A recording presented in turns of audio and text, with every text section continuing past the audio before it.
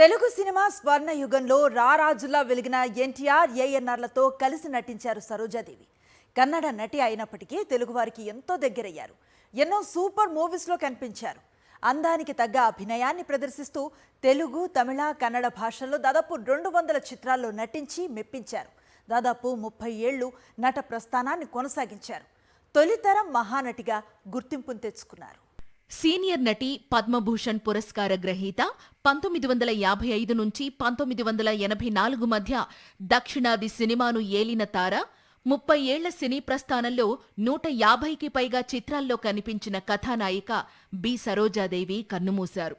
బెంగళూరులోని తన నివాసంలో సోమవారం ఉదయం సరోజాదేవి తుదిశ్వాస విడిచారు.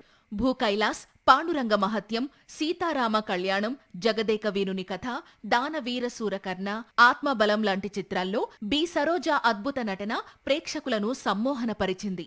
బి సరోజాదేవి కెరీర్లో మైలురాళ్లుగా నిలిచిన చిత్రాల్లో ఆత్మబలం ఒకటి.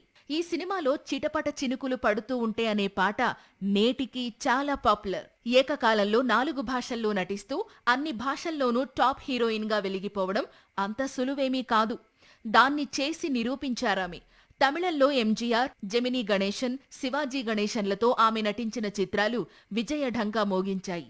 ఇక తెలుగు విజయాల సంగతి తెలిసిందే. తెలుగు చిత్రాల్లో కన్నడ యాసతో మాట్లాడే బి సరోజాదేవి 13 ఏళ్ల వయసులోనే ఇండస్ట్రీలోకి అడుగుపెట్టారు.